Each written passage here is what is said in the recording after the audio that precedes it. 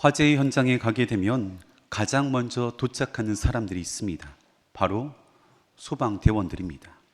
그들은 불을 피하는 사람들이 아니라 불 속으로 뛰어 들어가는 사람들입니다.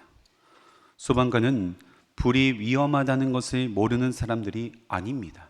오히려 불의 온도가 몇 도인지, 확산 속도가 얼마나 빠른지, 연기는 얼마나 위험한 것인지 누구보다도 정확하게 알고 있는 사람들입니다. 그럼에도 불구하고 그들은 불 속으로 뛰어 들어갑니다. 왜냐하면 그들은 지켜야 할 것이 있기 때문입니다. 불 속으로 뛰어 들어가면 구해야 할 사람들이 그 안에 있기 때문에 들어가는 것입니다. 불보다 더 소중한 생명이 그 안에 있기 때문에 위험을 무릅쓰고서라도 뛰어 들어가는 것입니다. 또한 밖에는 위급한 상황을 대비하여서 장비를 들고 준비하고 있는 동료 대원들이 있기 때문에 그 불길 속을 뛰어 들어갈 수가 있는 것입니다. 오늘 본문 말씀에 나오는 다니엘의 세 명의 친구들 사드락과 메삭과 아벳느고가 꼭 이와 같습니다. 그들은 풀무불이 뜨겁지 않다고 생각하는 사람들이 아닙니다. 누구보다도 그 풀무불이 뜨겁다는 것을, 위험하다는 것을 알고 있었던 사람입니다. 그럼에도 불구하고 그들은 불 속으로 뛰어 들어갔습니다. 왜냐하면 그들의 마음 속에는 지켜야 할 것이 있기 때문입니다. 바로 그것이 믿음입니다. 뜨거운 불길 앞에 내심 두려운 마음도 있었을 것입니다. 두 발이 잘 띄어지지 않았을 것입니다. 그럼에도 불구하고 그들은 타협하지 않았고 불 속으로 뛰어 들어갔습니다. 무엇보다도 그들이 불 속으로 뛰어 들어갈 수 있었던 분명한 이유는 그곳에 하나님이 함께 하시기 때문이었던 것입니다. 오늘 우리가 살아가는 세상에도 피하고 싶은 불, 가능하면 돌아서고 싶은 풀무불 같은 상황들이 참으로 많이 있습니다. 우리는 종종 믿음의 길을 걸어가면서 그런 불이 사라지기를 기대하고 있지만 성경은 불을 피해간 사람들의 이야기가 아니라 불 앞에 서게 된 사람들에 대한 이야기를 하고 있는 것입니다. 그렇다면 과연 불 속으로 뛰어드는 믿음은 어떠한 믿음인가? 도대체 그런 믿음은 어디에서 생겨나는 것인가? 오늘 말씀을 통하여서 영적인 교훈을 얻고 기도의 제목을 삼고자 합니다. 첫 번째로는 불 속에서 함께 하시는 하나님입니다. 불 속에서 함께 하시는 하나님. 다니엘의 세 명의 친구들 사드락과 메삭과 아벳느고는 어떤 고난과 절망 가운데 놓여 있다고 할지라도 그들은 절대로 그 믿음을 저버리지 않았습니다. 끝까지 하나님의 말씀을 붙잡고 나아갔습니다. 이스라엘이 멸망한 이후 이스라엘 백성들은 바벨론의 포로로 끌려오게 되었습니다. 그 가운데 다니엘의 세 명의 친구들이 포함되어 있었던 것입니다. 그들은 비록 이름도 빼앗기고 나라도 빼앗기고 삶도 빼앗겼지만 하나님을 믿는 믿음만큼은 절대로 저버릴 수 없다라고 다짐하였던 믿음의 사람들입니다. 바벨론의 왕이었던 느부갓네살 왕은 모든 백성들이 금신상 앞에 절하라라는 명령을 내렸습니다. 바벨론 제국은 여러 민족과 언어, 종교로 이루어진 다민족 제국입니다. 그렇기 때문에 이 명령은 특정 신에 대한 신앙 고백을 강요하기보다는 왕의 권위에 대해서 백성들이 얼마나 절대적인 충성심을 가지고 있는지 공개적으로 확인하는 행위였던 것입니다. 다시 말해서 금신상 앞에 절하는 것은 종교적인 행위 이전에 국가 권력과 왕의 명령 앞에서 얼마나 충성할 수 있는지, 얼마나 그 명령을 잘 따를 수 있는지 판단하는 기준이 되었다라는 것입니다. 따라서 금신상에 절하지 않는 행위는 단순한 종교적 불순종을 넘어서 느부갓네살 왕의 권력에 도전하는 정치적인 반역의 행위로 간주할 수밖에 없었던 것입니다. 그럼에도 오늘 말씀에 나오는 사드락과 메삭과 아벳느고는 느부갓네살 왕이 세운 그 금신상에 절하지 않았습니다. 이것이 분명 하나님 앞에 우상 숭배라는 것을 알고 있었고 어떻게 해서라도 내 목숨을 걸어서라도 그것을 거부하였던 것입니다. 느부갓네살 왕이 세 명의 친구들을 향하여서 풀무불 안으로 집어넣겠다라고 위협하였음에도 불구하고 그들은 끝까지 절하지 않았고 하나님 한 분만을 신뢰하였습니다. 그러면서 그들은 하나님께서 분명히 우리들을 건져주실 것을 믿습니다라는 귀한 믿음을 가지고 나왔습니다. 그리고 그 믿음을 가지고 불 안으로 뛰어 들어갔던 것입니다. 오늘 본문의 말씀 25절 말씀 보시면 왕이 또 말하여 이르되 내가 보니 결박되지 아니한 네 사람이 불 가운데로 다니는데 상하지도 아니하였고 그 넷째 모양은 신들의 아들과 같도다 하고. 그런데 정말 놀라운 것은 그 불 속으로 들어갔는데 성경은 네 사람이 그 불 가운데 있다고 말합니다. 분명 들어간 것은 세 사람인데 성경은 그 안에 네 사람이 있다라고 이야기하고 있고 그 넷째 모양은 신들의 아들과 같다라고 말하고 있습니다. 그분이 바로 하나님이십니다. 하나님께서는 이처럼 우리가 어려운 상황 가운데 놓여 있을 때 함께 하여 주시는 분이십니다. 그런데 여기서 저희들이 분명하게 기억해야 될 사실이 있습니다. 하나님께서는 그들의 불 밖에서 지켜보신 분이 아니라 불 안으로 직접 들어오셔서 그들과 함께 하여 주셨다는 사실입니다. 우리는 종종 하나님 앞에 이렇게 기도합니다. 하나님, 우리들의 삶을 큰 어려움이 없는 형통한 삶으로 인도하여 주시옵소서. 혹여나 우리들의 삶에 뜨거운 불 같은 것들이 가로막는다고 할지라도 그 불을 없애주시옵소서. 그러나 사드락과 메삭과 아벳느고는 큰 불을 면해달라고 기도하지 않았고 불 속에서도 하나님 한 분만을 신뢰하며 나왔던 것입니다. 우리에게 필요한 믿음이 바로 이 믿음입니다. 내가 불 속에 있더라도, 내가 깊은 수렁과 웅덩이에 빠져 있다고 할지라도 하나님 한 분만을 신뢰하며 달려나갈 때 그 불 속을 함께 걸어가 주십니다. 깊은 수렁과 웅덩이에 함께하여 주시는 분이 우리 주님이시다라는 것입니다. 성경에서 요셉을 형통한 자다라고 말합니다. 삶에 아무런 고통과 장애가 없었기 때문에 형통한 자다라고 말하는 것이 아니라 하나님과 늘 동행하는 자였기 때문에 형통한 자다라고 말하고 있는 것입니다. 형들이 요셉을 시기하여서 웅덩이에 던져지게 되었습니다. 그런데 이 웅덩이에 요셉 혼자 던져진 것이 아니라 하나님과 함께 웅덩이에 던져진 것입니다. 보디발 장군의 아내가 유혹하였을 때에도 혼자서 그 유혹을 받은 것이 아니라 주님과 함께 그 유혹을 받았던 것입니다. 일로 인하여서 억울한 일을 당하여서 감옥에 가게 되었지만 혼자 감옥에 간 것이 아니라 주님과 함께 감옥에 들어가게 되었던 것입니다. 그러니 주님께서는 때마다 시마다 이 요셉에게 피할 길을 허락하여 주셨고 그의 삶을 인도하여 주셨던 것입니다.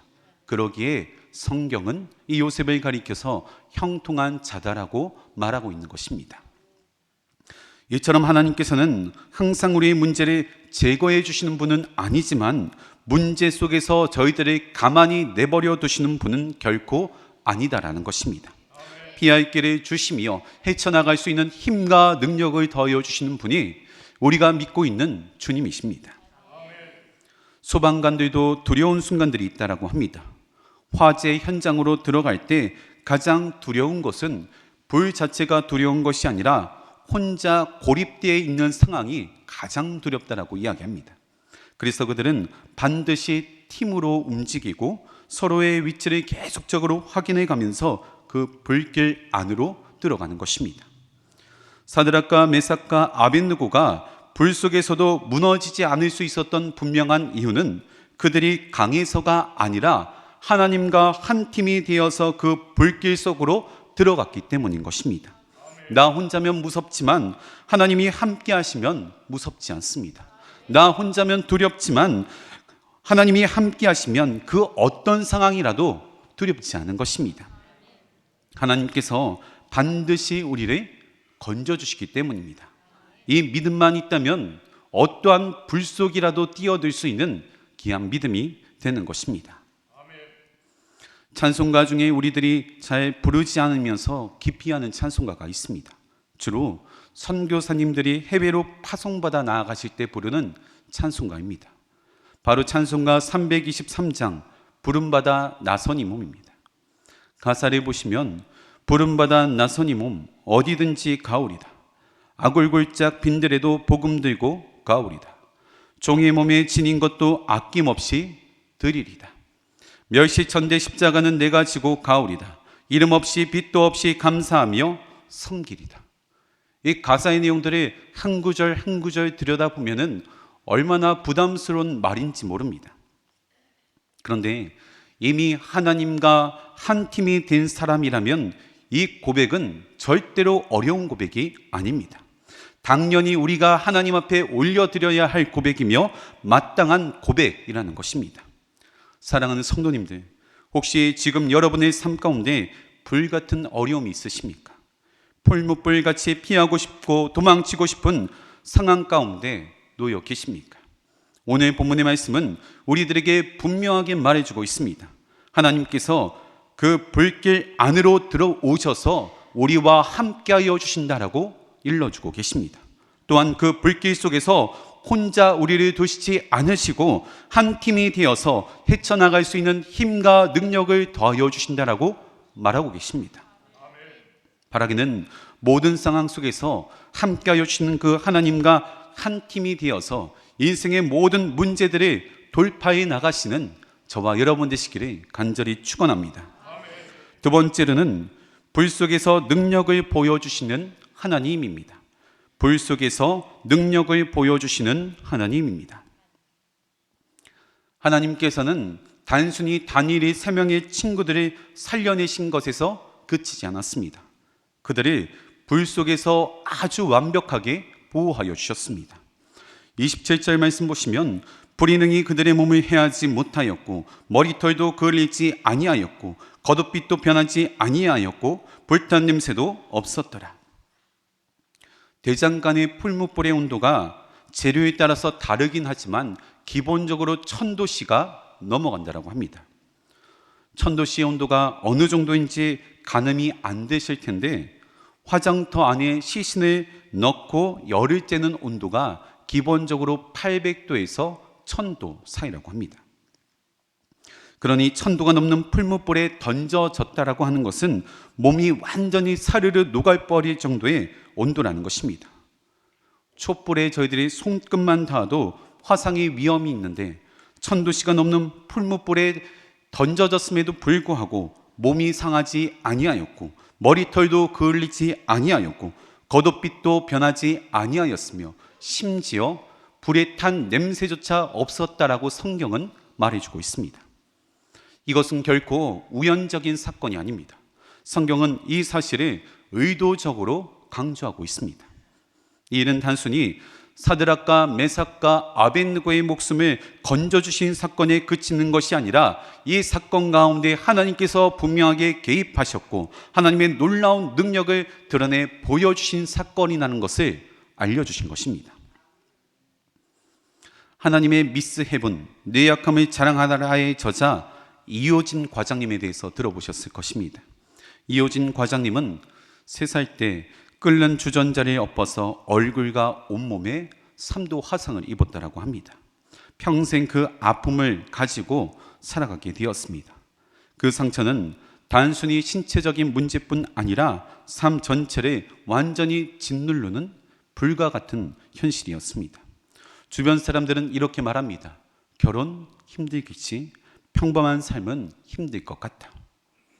이런 말들은 위로가 아니라 그의 인생에서 계속해서 던져지는 절망적인 예언과도 같았습니다. 수면제 배갈을 먹고 삶을 정리하려고 하는데 응급실에 실려가 위색척을 받고 살아나게 됩니다. 병원에 달려온 엄마가 효진아, 너가 죽으면 나도 죽어. 이 엄마의 말 한마디가 그의 삶을 영위해 나갈 수 있는 유일한 한 가지 이유가 되었습니다. 부모님께 효도하며 남은 인생을 살아가려고 하는데 그러던 어느 날 어머니마저 트럭에 치여서 돌아가는 불행을 겪게 됩니다. 엄마가 삶의 유일한 이유였는데 하늘이 무너져 내리고 살아갈 이유마저 잃게 되었습니다. 그때 나이가 28살이라고 말합니다. 그 당시에는 하나님을 몰라서 하나님을 원망하고 불평하였지만 그때부터 그녀의 인생 가운데 하나님께서 개입하시기 시작하였다라고 고백합니다. 조카가 불렀던 당신은 사랑받기 위해 태어난 사람이라는 찬양이 마음이 바뀌게 되었습니다. 또한 교회 사모님께서 구역 예배 때 오셔서 어머니의 기도 제목을 알려주셨는데 효진이가 교회에 나가 하나님을 만났으면 좋겠다라는 기도였습니다. 이 말이 엄마의 유언의 말씀처럼 들려서 교회에 나가기 시작하였고 깊은 내면의 상처와 아픔들을 통하여서 그 자리 가운데서 하나님을 만나게 되었던 것입니다. 자신의 모습 그대로를 사랑하시는 하나님을 알게 되었던 것이고 불은 그의 삶 가운데 사라지지 않았지만 그 불이 그녀의 인생을 규정짓지는 못하게 되었던 것입니다. 그리고 그녀의 삶 가운데 절대로 사람들이 불가능하다고 하였던 영역마저 분명하게 하나님의 살아계심을 보여주는 통로로 쓰임받게 되었습니다. 갑자기 기도하는 중에 환상을 여러 보여주시는 것입니다. 커다란 배 앞에 어떤 형제가 환하게 웃으며 자신을 쳐다보고 있다라는 것입니다. 환상 중에 저분이 내 배우자구나라는 것을 단번에 알아차릴 수 있었다라고 합니다. 하나님께 배우자를 예비하셨다는 생각에 너무나도 감사한 나머지 내친 김에 하나님 나라의 호랑이 같은 용사라는 이름의 뜻을 담아서 용호씨라는 이름을 지어서 기도할 때마다 이 이름을 불러가며 기도하였다라고 합니다. 예를 들면 하나님 용호씨 잘 있죠? 하나님 용호씨 언제 제 인생 가운데 나타나나요? 하나님 용호씨 너무 보고 싶습니다.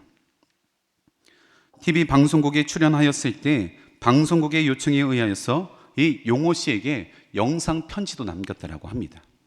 영상을 보고 수없이 많은 용호 씨 후보자들한테 연락을 받았다라고 합니다. 이때 남자들이 외모만 보고 여자를 결정하는 것이 아니라 내면의 아름다운 여자를 찾기를 갈망하는 사람들이 많다라는 것을 깨닫게 되었다고 고백하였습니다. 평소 일반 책을 잘 읽지 않던 신학생이 이호진 과장님의 책을 읽고 잠을 잘 수가 없어서 뜨거운 마음 가운데 메일을 보냈다고 합니다. 다음날 그 메일을 열어본 이호진 과장님도 마음이 뜨거워짐을 느꼈고 그분이 하나님께서 나에게 보내주신 용호 씨라는 확신을 주셨던 것입니다. 현재는 6살 연하의 용호 씨와 결혼하게 되었고 두 자녀와 함께 하나님의 귀한 사역을 감당해 나가고 있습니다. 사드락과 메삭과 아벳느고의 이야기와 이호진 과장님의 삶을 함께 보시면 한 가지 분명한 공통점이 있습니다. 하나님은 불을 먼저 없애지 않았다라는 것입니다. 그러나 그 불이 사람을 삼키지 못하도록 분명하게 하나님이 개입하셨다라는 것입니다. 이처럼 사람들이 이제는 끝났다, 이제는 마지막이다라고 하는 그 자리에서 하나님께서 함께하여 주실 뿐만 아니라 하나님의 살아계심을 그 자리 가운데서 똑똑하게 보여주셨던 것입니다. 먼저 하나님께서는 불의 위력을 제하여 주셨습니다. 불이 있었지만 그들을 해하지 못하였습니다. 또한 그 불 속에서 하나님의 임재하심을 드러내게 하셨습니다. 그러자 이방왕 하나님을 알지 못하였던 느부갓네살 입술 가운데서 하나님의 살아계심을 고백하게 하셨던 것입니다. 이호진 과장님의 삶도 마찬가지입니다. 화상의 흔적은 사라지지 않고 인생의 상처도 단번에 없어지지 않았습니다. 그러나 그 불같은 현실 속에서 하나님께서는 그녀를 홀로 두지 않으셨습니다. 상처가 그녀의 정체성이 되지 않게 하셨고 절망이 그녀의 미래를 결정짓지 못하게 하셨던 것입니다. 사랑받기 위해 태어났다는 찬양 그 한 구절, 어머니가 올려드린 그 기도 한마디, 우연처럼 보이지만 하나님께서는 정확하게 그 시간 가운데 개입하셔서 그 인생 가운데 들어오셨다라는 것을 분명하게 알려주셨습니다. 그리고 모두가 불가능하다라고 말했던 결혼이라는 영역에서도 하나님의 살아계심을 똑똑하게 보여주셨습니다. 슬뿐만 아니라 불 속에서도 함께 하셨다는 분명한 은혜의 증거들이 남겨주셨던 것입니다. 사랑하는 성도님들, 불 같은 현실이 두려우십니까? 하나님께서 반드시 그 불길 안으로 들어오셔서 우리와 함께 하여 주신다라고 말씀하고 계십니다. 또한 그 불이 우리를 삼키지 못하도록 피할 길을 열어주신다라고 말씀하고 있습니다. 뿐만 아니라 하나님을 모르는 이들에게도 우리를 통하여서 하나님의 살아계심을 똑똑하게 보여주실 것이다라고 말하고 있는 것입니다. 그러기에 두려워하지 말며 놀라지 말며 언제나 하나님 한 분만이 붙잡고 나아가시기를 바랍니다. 바라기는 눈앞에 보이는 불같은 현실을 피하거나 도망치지 마시고 불 속이라도 뛰어드는 귀한 믿음을 가지시고 하나님의 놀라운 은혜 역사들을 날마다 경험하시는 저와 여러분 되시기를 간절히 축원합니다. 세 번째로는 불 속에서 그들의 이름을 높여주시는 하나님입니다. 불 속에서도 그들의 이름을 높여주시는 하나님입니다. 오늘 마지막 절 30절 말씀을 보시면 왕이 드디어 사드락과 메삭과 아벳느고를 바벨론 지방에서 더욱 높이니라. 이 사드락과 메삭과 아벳느고는 바벨론에서 자신들이 높아지기 위하여서 불길 가운데 들어갔던 것이 아닙니다. 그들의 목적은 단 한 가지, 하나님만을 잘 섬기겠다는 신앙의 기준을 분명하게 지켰던 것입니다. 그 결과 그들의 풀무불에 던졌던 왕, 하나님을 모르는 이방 왕이 직접 그들을 높여주시는 것입니다. 그들은 믿음을 지켰을 뿐인데 하나님께서는 그들을 높여주셨습니다. 사람이 끌어내린 그 자리에서 하나님께서 다시 세워주셨다는 것입니다. 여기서 중요한 신앙적 원리가 한 가지 있습니다. 우리가 우리 스스로의 이름을 높이려고 하면 그 순간 가운데는 하나님은 침묵하신다라는 것입니다. 그러나 우리가 하나님의 이름을 높이기 위하여서 내 삶 가운데서 무던히 노력하며 고군분투하며 달려나갈 때 하나님께서는 저희들의 이름을 책임져 주십니다. 그들은 불 속에서 자신들을 변호하지 않았습니다. 불 속에서 결과를 계산하지도 않았습니다. 그저 죽으면 죽으리라 라는 믿음을 가지고 하나님 앞에 충성하며 달려나갔습니다.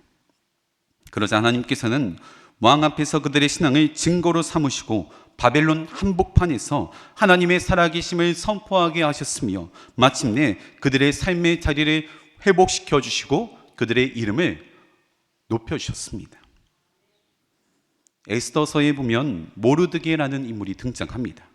사실 그는 민족을 구하였던 영웅이며 에스더서가 쓰여진 배경에는 이 모르드게가 있었기 때문에 이 성경책이 기록될 수 있었던 것입니다. 그러나 단 한 번도 자신을 높이거나 자신을 드러내지는 않았습니다. 왜냐하면 그는 단지 하나님께서 맡겨주신 자리에서 충성된 공무원의 역할을 감당했기 때문입니다. 이방 땅에 와 있지만 왕을 지키려고 하였고 나라의 질서를 지키려고 하였습니다. 모르드게는 왕궁 앞에 앉아 있을 그 순간 가운데 두 명의 내시가 이 왕을 암살하려는 음모를 듣게 됩니다. 이때 그는 이방 왕인데 무슨 상관인가 생각하고 모른 척하고 흘려보낼 수도 있었던 이야기입니다. 오히려 이 왕이 죽게 된다면 자신의 민족이 더 유리하게 될 것이다라는 것을 잘 알고 있었습니다. 그럼에도 그는 침묵하지 않았고 이 사실을 에스더에게 이야기를 하여서 왕에게 알렸고 그 결과 음모가 저지되게 되었습니다. 그러나 그 일에 대해서 이 모르드게는 어떠한 보상도 받지 않았습니다. 왕을 살렸지만 상금은 없었고 그의 이름은 그냥 궁중 기록 속에 기록된 채 묻혀지게 되었습니다. 사람의 눈에는 잊혀져 버린 충성, 아무 의미 없어 보이는 선택이었습니다. 그런데 그 이후에 상황이 더 나아진 것이 아니라 반대로 더 악화되게 되었습니다. 권력의 정점에 있었던 하만이 유대민족 전체를 말살해 버리겠다는 음모를 꾸미고 있었고 그 중심에 모르드게가 있었다라고 말합니다. 왕을 살렸던 사람이 이제는 장대에 달려서 죽임을 당할 위기에 처하게 된 것입니다. 사람의 계산으로 보면 모르드게의 선택은 실패한 것처럼 보입니다. 그러나 성경은 분명하게 이야기하고 있습니다. 사람은 잊어버릴지 모르지만 하나님께서는 잊지 않고 있다라고 일러주십니다. 에스더 6장 말씀을 보시면 하만이 모르드게를 죽이려고 하기 위해서 장대를 세워둔 그날 밤 왕이 잠을 이루지 못한다라고 말합니다. 그리고 우연처럼 궁중의 일기를 펼쳐들게 되는데 그 속에서 한 사람의 이름을 발견하게 됩니다. 왕의 생명을 구했지만 아무 상도 받지 못한 그 한 사람 모르드게의 이름을 발견하게 된 것입니다. 그 순간 왕은 물어봤습니다. 이 사람에게 무슨 상을 베풀었느냐? 아무도 대답하는 사람이 없었습니다. 그리고 놀랍게도 이 모르드게를 죽이려고 하였던 하만의 입술을 통하여서 왕의 존귀한 옷을 입히게 하였고 왕의 말을 태워서 성 전체를 돌면서 그를 높여주었습니다. 모르드게는 스스로 높아지려고 한 적이 한순간도 없었습니다.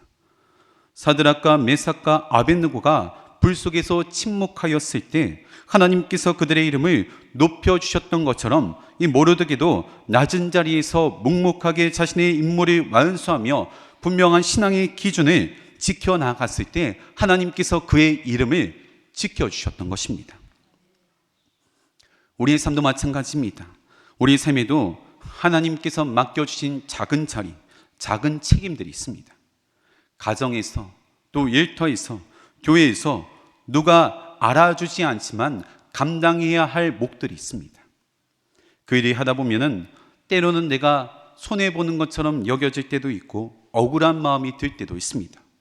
왜 하필 나만 이런 것들을 감당해야 하나 답답한 마음이 들 때도 있습니다. 그러나 오늘 성경 말씀은 분명하게 저희들에게 일러주고 있습니다.